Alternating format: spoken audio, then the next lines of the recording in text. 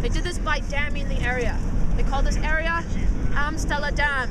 Dam on the river Amstel. Because the Dutch are incredibly practical when it comes to naming things. For instance, the palace over there, that huge structure which used to house the royal family, that is called the Royal Palace. It gets better.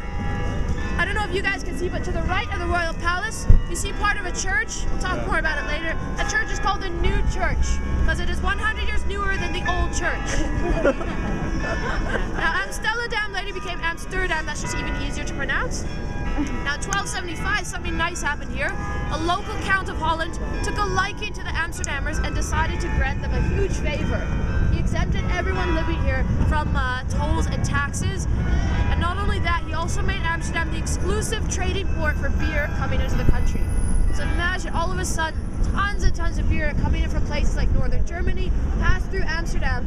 So right from the start, 1275, you get the sense that Amsterdam's a bit of a party city. Not much has changed. Now in 1345, something even cooler happened here. There was a miracle in Amsterdam that the Dutch, of course, refer to as the Miracle of Amsterdam. This is all about this just insane, magical, flying, fireproof, technicolor, teleporting piece of bread. A holy Eucharist, one of those magical, communion wafers. Pretty cool. Believe it or not, this magical bread, it became very, very famous. Very famous miracle all across Europe, recognized by the Vatican. And this magic bread actually caused Amsterdam to become a site of pilgrimage. Suddenly, thousands of people, religious people from all across the continent were coming to Amsterdam to be close to this magic bread. They were bringing with them a lot of trade and business at the same time.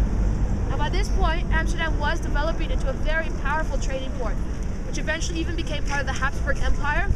Now at the time, this empire was divided into two parts.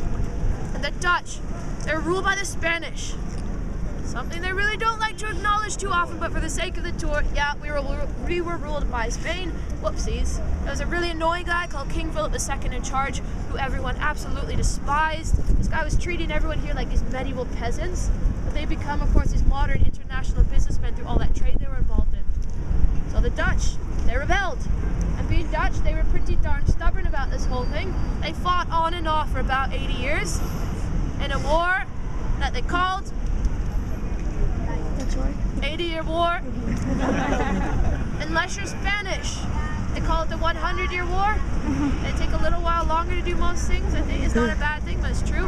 Anyway, the 80-Year War was all over in 1648.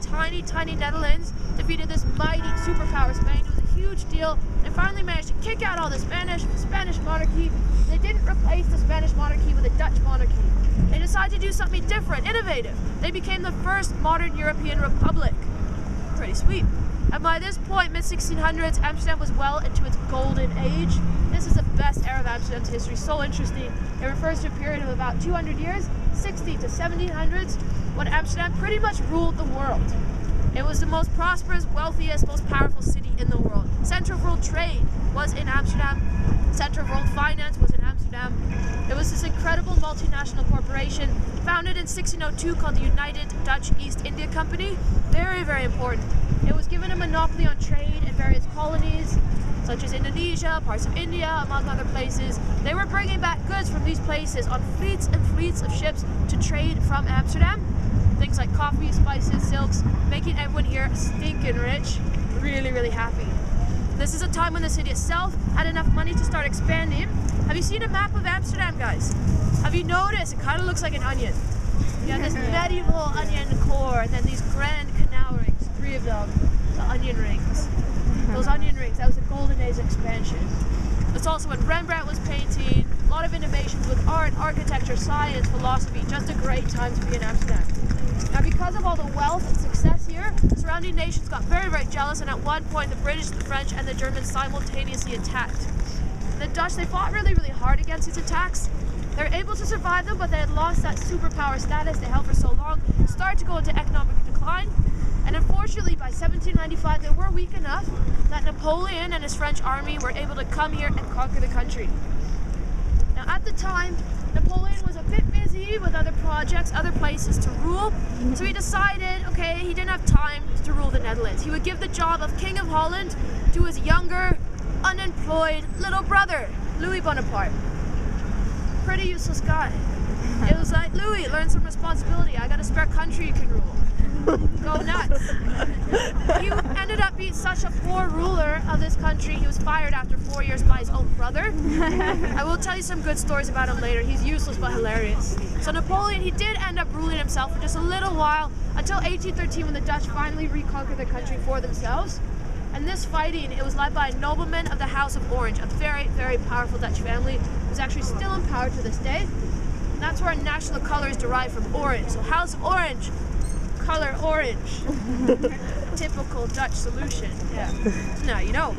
Now fast forward all the way to World War I, Amsterdam was able to remain neutral in the war and actually made a huge profit from it by selling guns to both sides. Yeah, that's what you call neutral. The Dutch have always been excellent businessmen.